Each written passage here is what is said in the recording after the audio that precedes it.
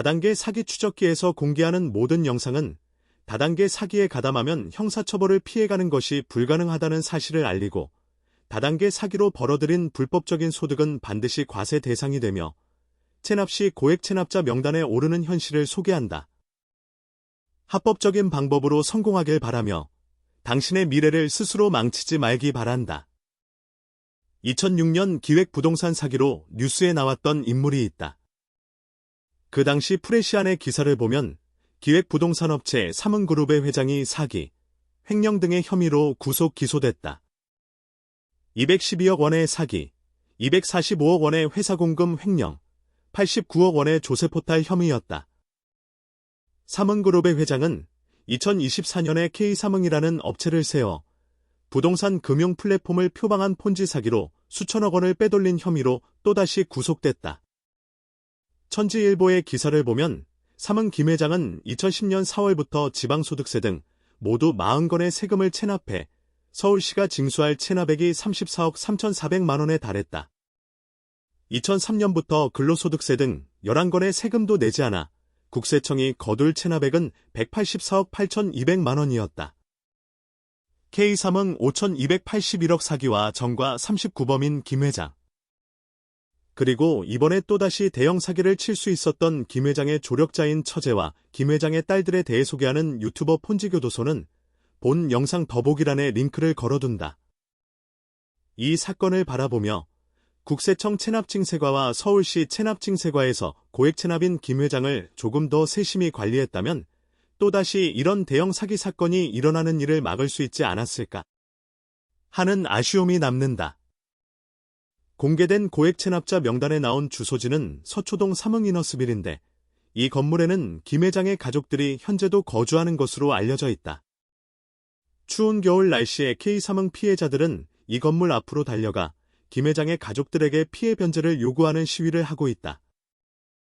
모든 다단계 사기 사건의 피해자들은 항상 고생하고 가해자와 그 가족들은 잘 먹고 잘 산다. 하지만 언제까지 이렇게 방치할 수는 없다.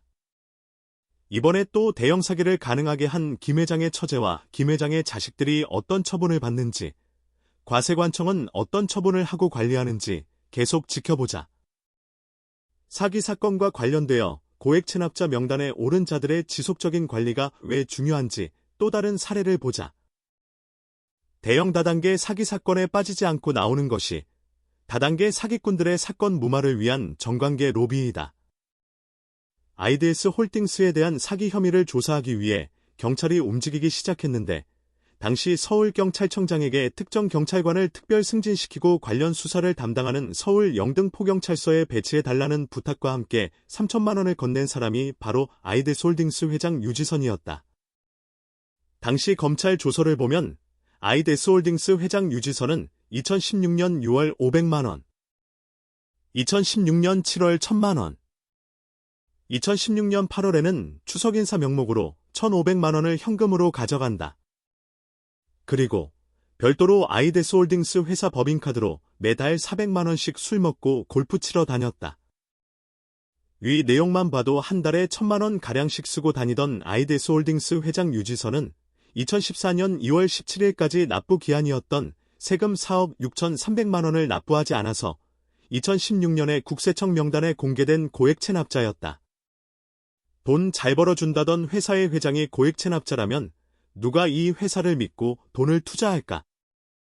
아이디에스 홀딩스 사기 사건이 터진 시기는 2016년 9월이었고 아이디에스 홀딩스 회장 유지선이 고액 체납자로 명단이 공개된 시점이 2016년 12월이었으니 피해자들은 이 사실을 알 수 없었던 점이 아쉽다. 2016년 2월 26일 발리에서 있었던 아이디에스 홀딩스 창립 9주년 기념행사 영상을 잠깐 보자. 이제 영상을 보신 것 같이 인도네시아를 기점으로 해서 베트남, 일본, 홍콩, 아시아를 어우르는 그런 어느 정도의 네트워크는 구성이 됐습니다. 올해 아이디에스 그룹이 지향하는 화두는 뒤에 써 들었었던 것처럼 세계로. 김성훈은 영상에서 말한 대로 2016년 인도네시아, 베트남, 일본, 홍콩 등지에 거점을 마련하여 세계로 사기칠 준비를 했다.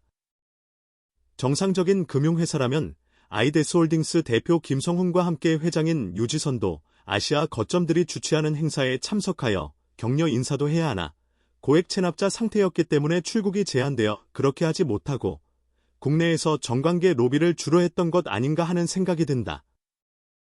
다단계 사기 회사였던 아이디에스 홀딩스 회장 유지선은 2025년 현재도 국세청 고액 체납자로 명단이 공개되어 있고 체납자 주소지는 충청북도 음성군 소이면 충청대로 1770-40으로 변경되었다.